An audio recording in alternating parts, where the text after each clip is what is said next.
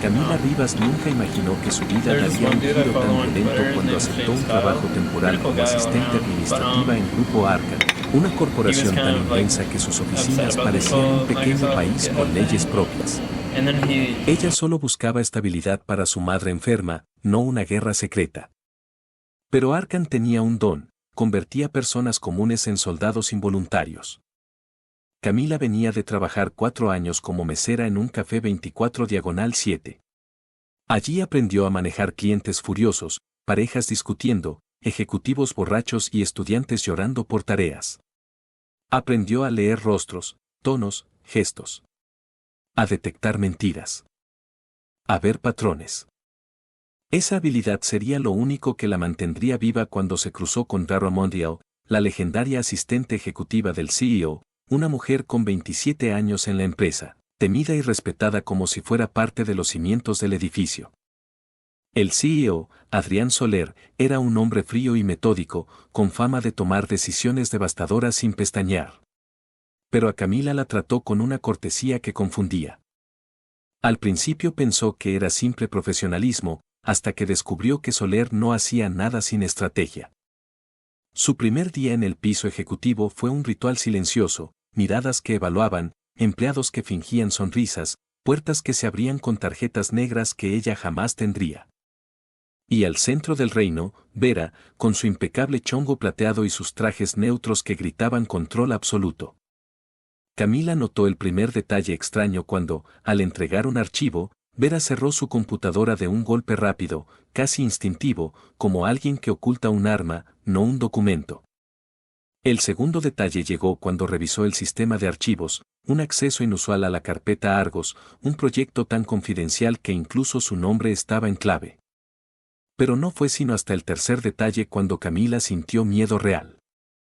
Una carpeta de Argos se había descargado por completo a las 2:14 de la mañana desde una terminal registrada bajo el nombre de Vera Montiel. Y luego, se había borrado del historial. Cualquiera lo habría dejado pasar, pero Camila era una observadora compulsiva, su cerebro vivía conectando hilos que nadie veía. Así que empezó a vigilar. No por ambición. Por instinto.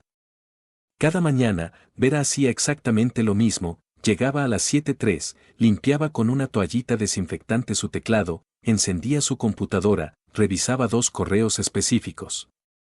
Y luego hacía una llamada sin registrar desde el teléfono análogo de la antesala. La llamada duraba entre 57 y 63 segundos. Todos los días. Camila escuchó fragmentos los primeros días. Sí, hoy también. El movimiento será en 2. Confirmo entrega. Entrega. Movimiento. Argos. Descargas. Madrugada. No era coincidencia. Era espionaje. Pero Camila sabía que no podía acusar a Vera alegremente. Una novata jamás ganaría una guerra contra una veterana intocable. Así que usó lo único que tenía, la habilidad de mesera, para fingir torpeza encantadora. Un martes, mientras Vera preparaba un resumen semanal en su oficina, Camila entró con 2 cafés y tropezó accidentalmente, derramando un poco en la mesa baja que Vera usaba para sus reuniones informales. «Ay, Dios mío, lo siento muchísimo», dijo Camila, teatralmente avergonzada. «Déjeme limpiar». Vera suspiró con fastidio, pero se levantó para ayudar, y por primera vez dejó su celular desbloqueado en la mesa principal. Camila no necesitó más de 2 segundos. 2 segundos bastaban para una mesera que aprendió a abrir botellas, cobrar cuentas y ver mentiras al mismo tiempo. El celular tenía un contacto oculto con nombre en clave. S. Y un mensaje fijado arriba mostraba algo que la heló. S. Necesito el estado final de Argos. Mándalo hoy. Sin errores. No debemos fallar. El corazón de Camila casi se detuvo. Argos no era cualquier proyecto, era un movimiento estratégico que Arcan planeaba anunciar meses después.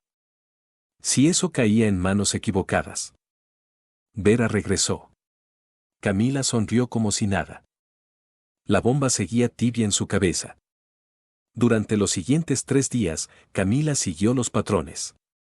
Vera revisaba su celular solo cuando estaba sola. Bloqueaba documentos. Evitaba que Camila respondiera al CEO directamente. Y cuando Adrián hablaba con ella, su mirada cambiaba, un brillo extraño, como una mezcla de codicia y revancha. Todo explotó cuando, un viernes en la tarde, Camila descubrió un archivo que no debería existir. Argos, versión editada v.m. La versión alterada mostraba datos falsos, pérdidas inexistentes, cifras infladas. Era un sabotaje perfecto. Y estaba listo para enviarse. Camila sintió un sudor frío bajarle por la espalda. Si ese archivo llegaba al destinatario ese, el daño sería irreversible. Arcan caería, y a ella la acusarían de no vigilar lo suficiente. Tenía dos caminos. 1. Huir del edificio y fingir ignorancia. 2. Enfrentar a alguien mucho más poderosa que ella. Escogió un tercero, ir directamente al hombre que podía destruir vidas con una frase. El CEO. Entró a la oficina. Soler levantó la mirada. Sí. Preguntó con esa voz suave que escondía cuchillas. Camila respiró hondo. Señor, encontré algo.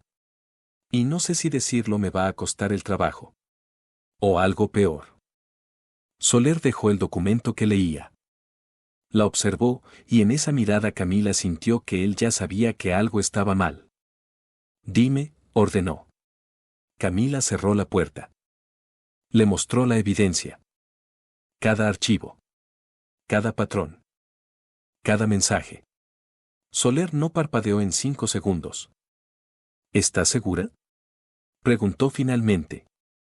Sí, señor. Es Vera. El silencio que siguió pesó como un edificio entero. Entonces, Soler tomó aire y dijo. Lo que estás a punto de hacer definirá tu vida. ¿Vienes conmigo hasta el final? Camila sintió la gravedad del momento recorrerla hasta los huesos. Sí, señor. Bien, dijo él, levantándose. Entonces vamos a hundir a una traidora. Y así, sin saberlo, Camila Rivas entró oficialmente al juego más peligroso del mundo corporativo. El edificio corporativo parecía un monstruo de cristal devorando nubes, y sin embargo Lucas caminaba por sus pasillos con la misma naturalidad con la que otros caminan por su propia sala.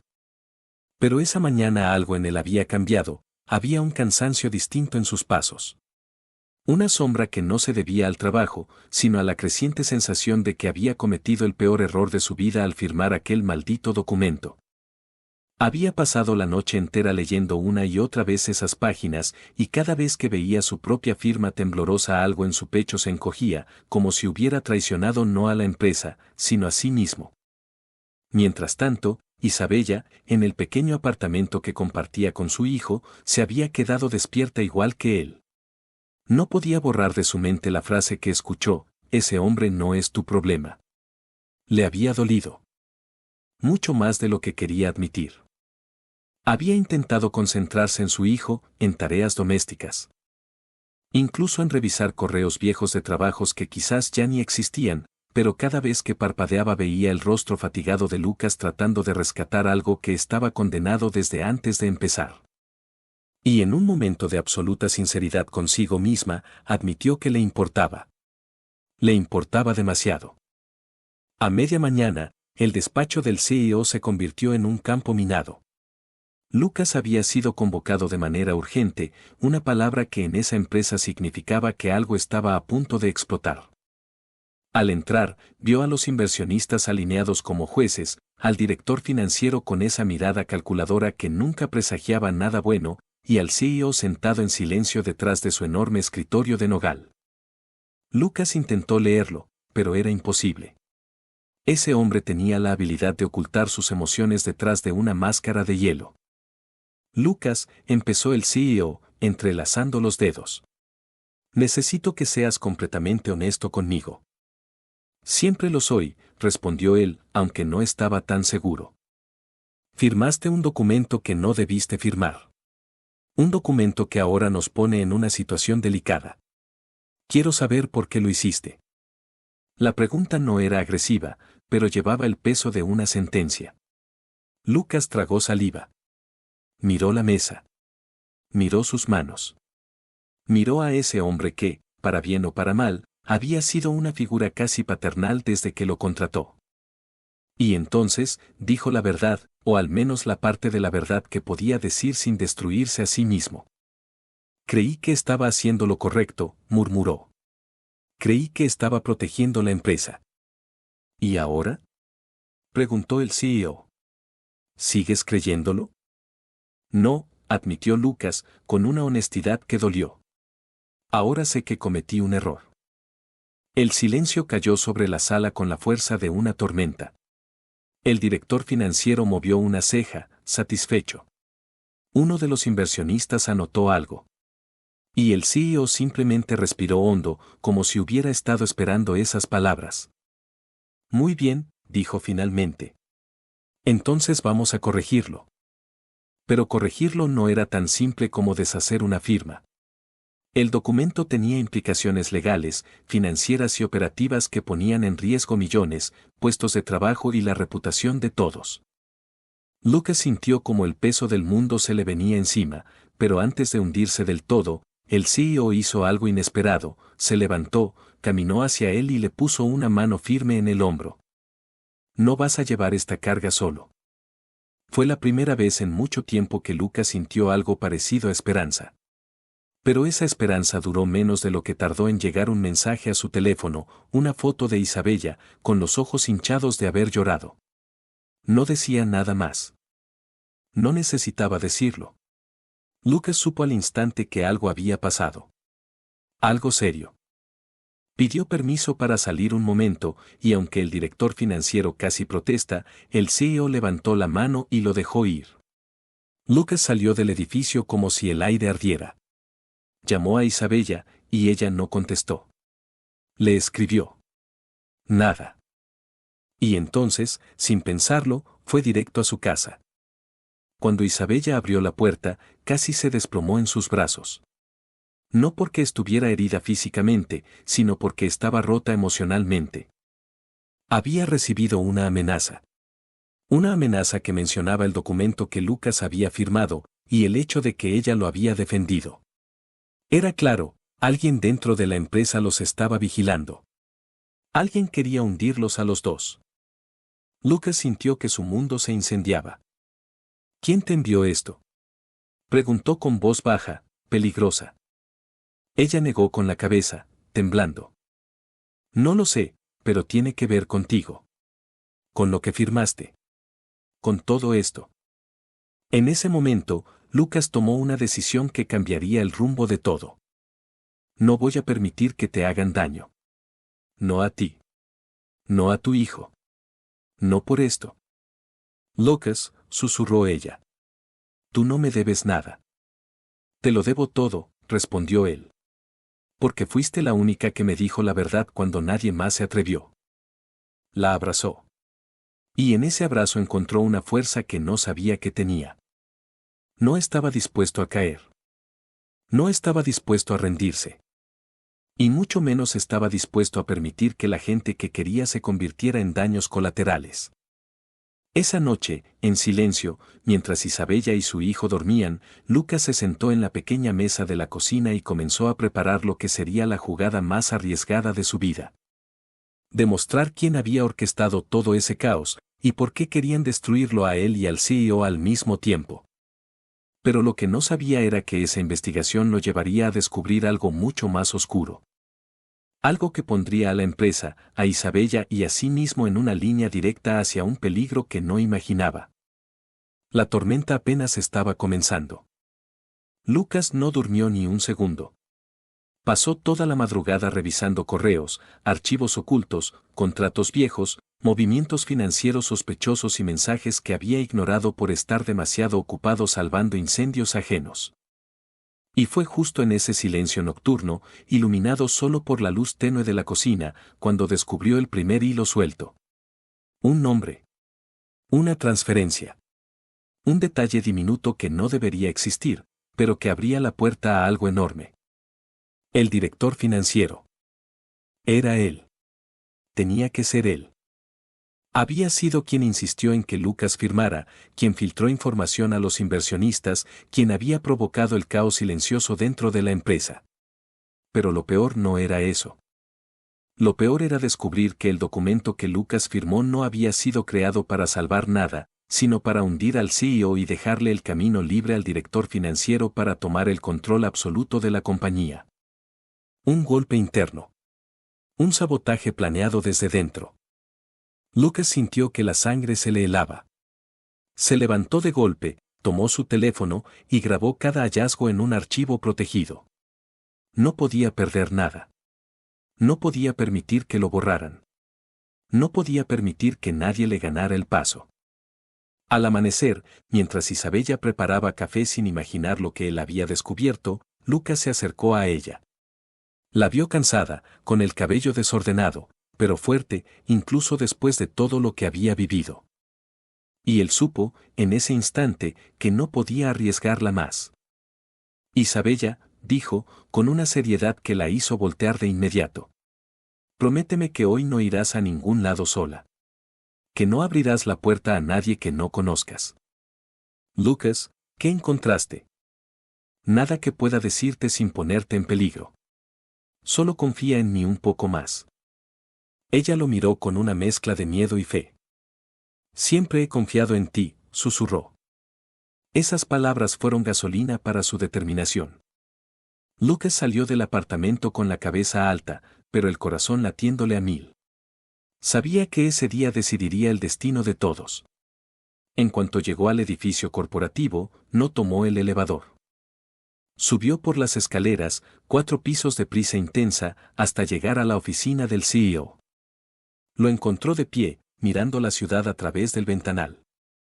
«Lo descubriste, ¿verdad?», dijo el CEO sin voltearse. Lucas respiró hondo. Sí. Fue él. Su propio director financiero. Lo ha estado saboteando desde dentro. El CEO cerró los ojos, sin sorpresa. Lo sabía. O al menos lo sospechaba. Pero necesitaba pruebas. Lucas colocó su carpeta en el escritorio. Aquí están. El CEO la abrió. Y mientras la leía, su expresión cambió. Primero incredulidad. Luego furia contenida. Finalmente, esa calma peligrosa que solo tiene la gente que ya decidió no volver a ser víctima jamás. Lucas, dijo al fin. Esto no lo vamos a resolver con una junta. Ni con un correo. Ni con una conversación. ¿Qué vamos a hacer entonces?, preguntó él. El CEO lo miró con una intensidad que casi quemaba. Vamos a exponerlo frente a todos. El plan se armó en minutos. Una junta general convocada de emergencia. Todos los inversionistas. Todos los directores. Nadie podría escapar. El director financiero llegó confiado, incluso con esa sonrisa arrogante de quien cree que ya ganó. Pero no sabía que la mesa había cambiado de lado. Cuando la junta inició, el CEO habló con voz firme. Antes de continuar, hay algo que deben ver. Lucas conectó la pantalla. Su archivo apareció. Correos filtrados. Transferencias. Manipulación de contratos. Y finalmente, la evidencia clave, un mensaje donde el director financiero ordenaba que el joven firmara rápido antes de que lo sospechara.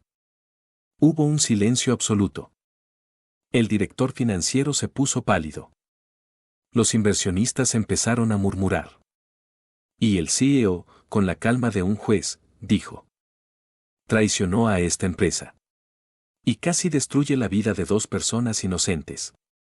Lucas sintió un peso salir de su pecho. Pero todavía faltaba algo. Hay más, dijo él, mirando a todos. También intentaron intimidar a alguien fuera de aquí. A una mujer. Y a su hijo. Solo porque sabía la verdad.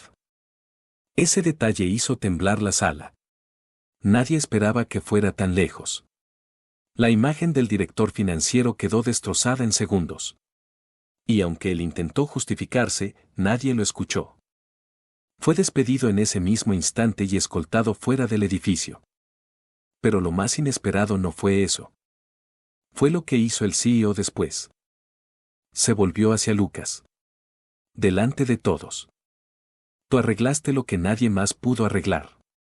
Tú descubriste lo que otros escondieron. Y lo hiciste aún sabiendo que ponías en riesgo tu reputación y tu vida personal. A partir de hoy, no eres mi asistente. Quiero que seas parte del equipo directivo. La sala quedó en shock. Lucas también. Nunca lo habría imaginado. Y una cosa más, añadió el CEO. Te otorgo permiso oficial para usar recursos de la empresa para proteger a esa mujer y a su hijo. No voy a permitir que esta compañía vuelva a ponerlos en peligro. Lucas sintió un nudo en la garganta. No por el ascenso. No por el reconocimiento. Sino porque, por primera vez, alguien más entendía lo que Isabella significaba para él. Esa noche, regresó al pequeño apartamento. Isabella lo esperaba, nerviosa. ¿Qué pasó?, preguntó apenas lo vio. Lucas la tomó por los hombros. Se acabó. Todo se acabó. Ya no te van a amenazar. Ya no tienes que tener miedo. Ya estás a salvo. Ella parpadeó, sorprendida. ¿Cómo lo lograste? No yo, respondió él, sonriendo por primera vez en días. Nosotros. Ella lo abrazó con fuerza. Él la sostuvo aún más fuerte. Y en ese instante, mientras la ciudad brillaba detrás de ellos, Lucas supo que todo había valido la pena. El miedo, las noches en vela, los riesgos, la traición, todo había sido el camino que lo llevó hasta ella. Isabella levantó la mirada. Lucas, ¿y ahora qué? Él sonrió, con una tranquilidad que nunca antes había conocido. Ahora empezamos de nuevo. Esta vez, sin miedo. Y así, entre cicatrices aún frescas y una esperanza que apenas nacía, la historia de ellos tomó un nuevo rumbo. No perfecto. No seguro. Pero real. Sincero. Y profundamente suyo. El caos quedó atrás. El futuro, por primera vez en mucho tiempo, les pertenecía.